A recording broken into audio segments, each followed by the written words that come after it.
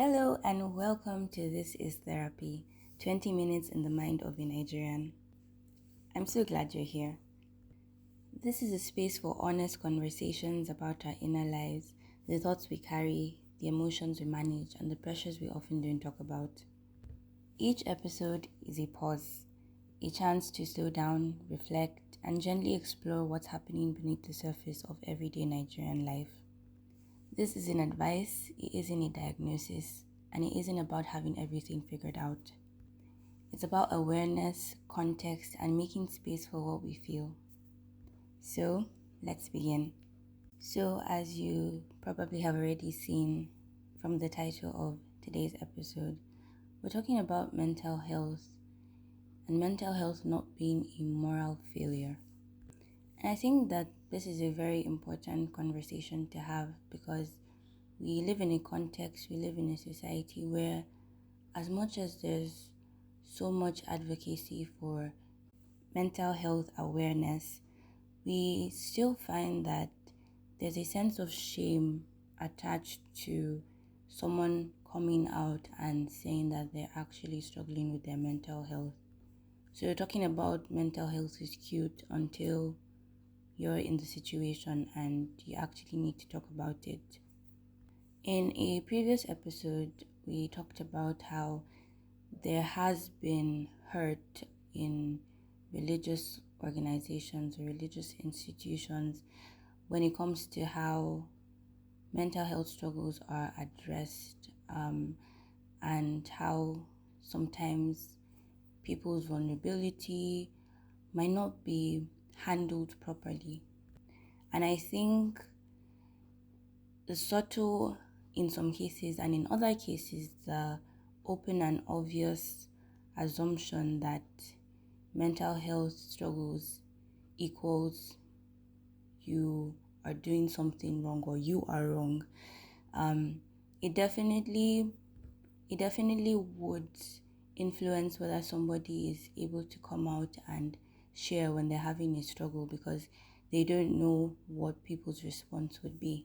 And again, it's not even only when somebody outrightly comes and says, "Oh, I'm struggling with this," but if maybe someone from their religious community or a friend of theirs somehow discovers or finds out that they're maybe going through therapy and somehow they're tagged or looked upon with this side eye, like they have done something wrong. And I think this is something that's really important to address, especially because it's easy to talk about, people are looking at me funny because I'm struggling with my mental health, without realizing that sometimes we are the ones who are looking at somebody funny because they say that they're struggling with their mental health. So in Nigeria, I would say that even when it comes to physical health, we still do have this issue. I don't know if you've ever heard of cases or situations where someone is struggling with their health or someone they know is struggling with their health, and a lovely person comes along and says maybe it's a sin that you committed. And this is not exclusive to Nigeria. This is not a Nigerian issue alone. Right from back in time, there has been a general assumption that if something is going wrong in somebody's life, if maybe they're sick or maybe they're struggling, they have probably done something wrong. And so there's now this tendency or temptation to tag mental health or equate mental health challenges to moral failing or moral failure. Now, when we're talking about moral failing, this would be like a vice or maybe an ethical breach, something that somebody has done that is not right, that is not morally correct. So like a shortcoming, a flaw. Yeah, those are some of the words that we would use in place of moral failure. So imagine somebody being honest about the struggle that they're having, and they're tagged as having a shortcoming. So because you have this issue, you are weak, you have a flaw, you're not good enough. And this just compounds and compounds somebody's struggles, because they might be struggling with one thing, and the reaction and response that they're getting from friends, from family, because in certain cases, not just, the larger society, people that are far from you, but people who are in your immediate circle that say things and do things that make somebody feel like they are a failure for having a struggle with mental health, with their mental health. Now, I want us to sort of dig deeper, um, about mental health being a vice. Um, so, if we look at physical health, for example, somebody being sick can be a result of a lifestyle that they were living that caused harm to their body. And in other cases, just because of the fallen world that we live in, people get sick even though they've been doing everything right, even though they eat right, even though they don't eat past this time, they don't take soft drinks, they're doing everything right by the books. We still find people falling sick. And I think it's the same with mental health struggles. Yes, somebody might, for example, have done something to hurt someone else, and when that someone else doesn't forgive them, or even if the other person has forgiven them and the individual fails to forgive themselves, this leads to a circle and a cycle of guilt and just shame, and it can eventually lead to somebody being depressed and having all sorts of thoughts about themselves, hating themselves because of something that they have done, which then becomes a mental health struggle that they are now in, that they need to get out of. But in the same way, somebody might struggle with depression, and upon investigation, we find that it's something that came from generations before, sort of inherited. And again, if you speak to the experts, you will find that there is depression that comes not because anything specific happened to a person, but because it was inherited, right? And so the same way, when you go to a doctor, there's diagnosis that's done, they ask you questions, they try to find out your history to know what the cause of something is. And yes, you might discover that, okay, it was as a result of bad eating habits, too much salt, that's what led to kidney issues, right? But at the same time, there are people who have kidney issues even though they do not eat in an unhealthy manner, right? So I think it's really important, before making assumptions as to why somebody is in the state that they're in, to actually probe. And a lot of times the people who are judging have no experience in mental health, and just even the awareness, the basic reading of things related to mental health, the struggles people face, how to help somebody when they're in that situation. There's really no knowledge of it, and so they're making assumptions based on lack of information, which I don't think is an effective way to live as a person, because there's so much that we don't know, there's so much that we need to learn. And so it's important to extend grace to others when they're struggling.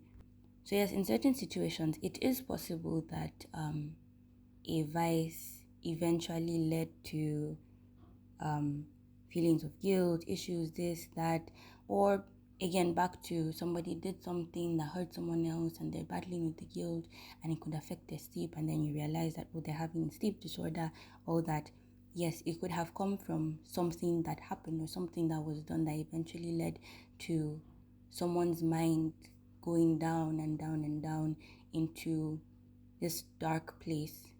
But it could also be the opposite, right? Somebody might be struggling with their mental health for reasons we do not know. Maybe it's even something they don't know themselves. Maybe it's something that is inherited. There's a history of depression in their family, and they're struggling with their mind, they're struggling with things, and they then start to outwardly show it or react, and we just see, oh, this person is eating too much, but you don't actually know why they are eating too much, why they are not sleeping, why they always seem so sad. We don't know if we don't ask, right? So we can't now sit down and say that mental health issues equals you are a bad person, you have done a bad thing. Because you know what? Even if someone is struggling with their mental health because they did a bad thing, the fact that they have a conscience that acknowledges that they did something wrong and they have the guilt, right? I think we as humans should extend grace, right? Because this is showing somebody's willingness to do better.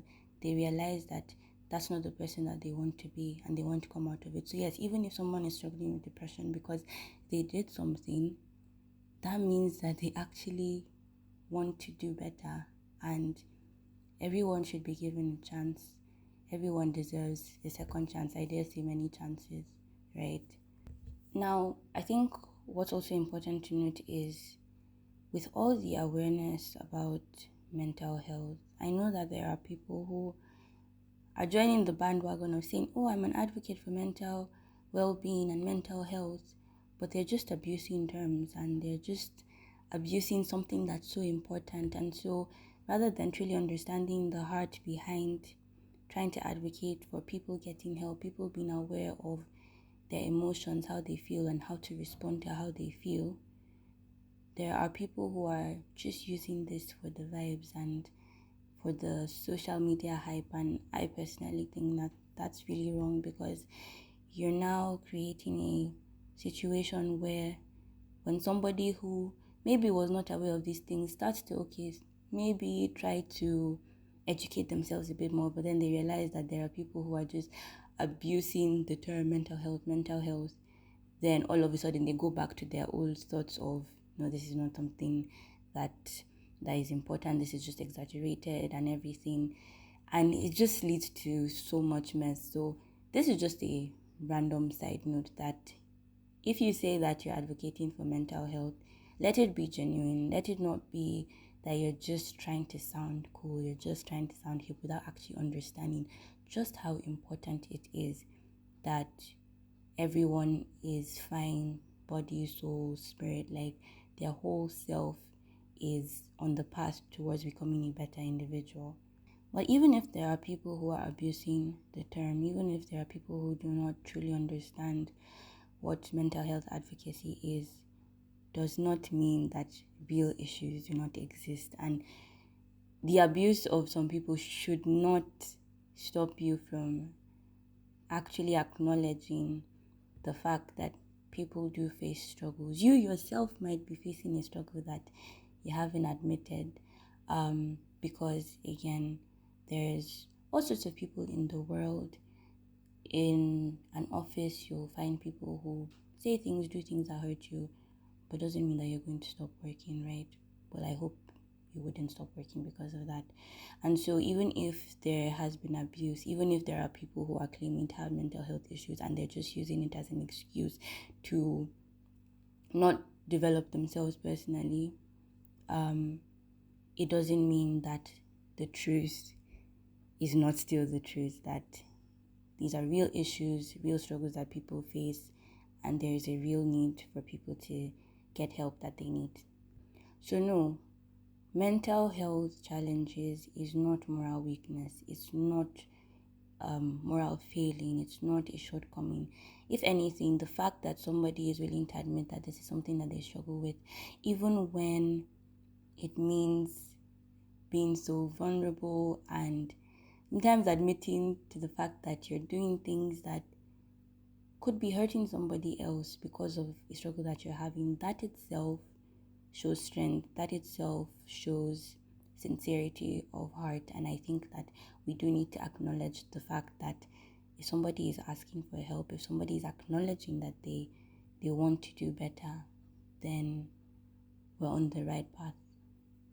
And so even if it isn't something that according to us or the layman is like a big issue, the fact that somebody wants to get therapy to know how to handle stress, handle their emotions, right? They are the people who are putting us on the path to becoming a better society, because somebody is acknowledging that yes, I tend to get a bit extreme when I'm under pressure or stressed and I want to know how to manage these emotions.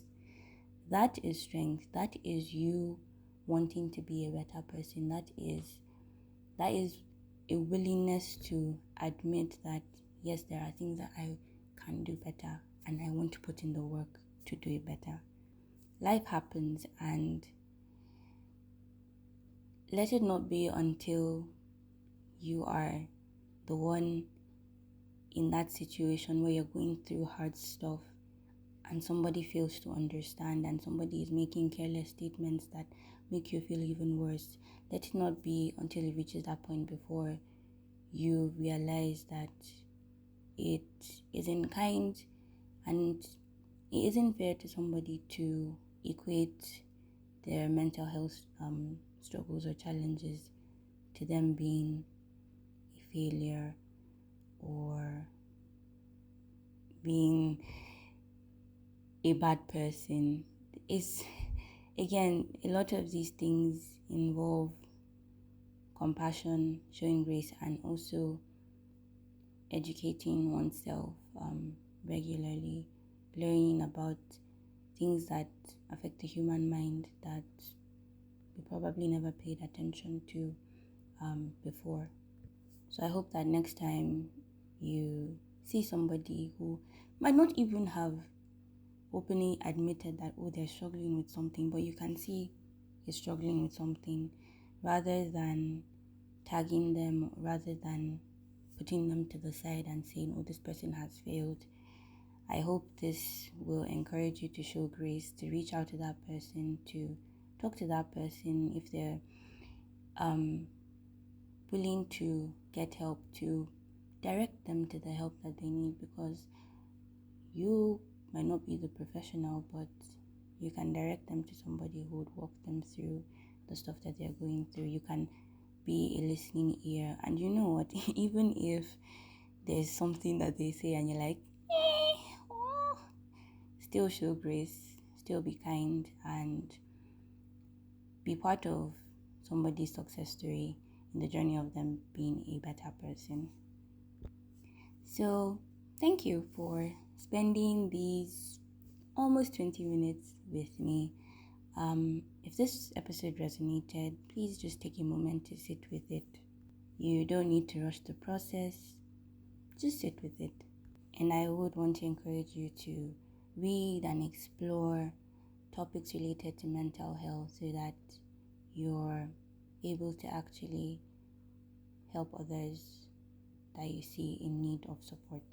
You can follow the podcast for more conversations like this. And if you'd like additional support, details about Neura services are in the show notes, so please do reach out. If you'd like to leave your comments, questions, or suggestions, you can also do that using the link in the show notes. Take care, and I will talk to you soon.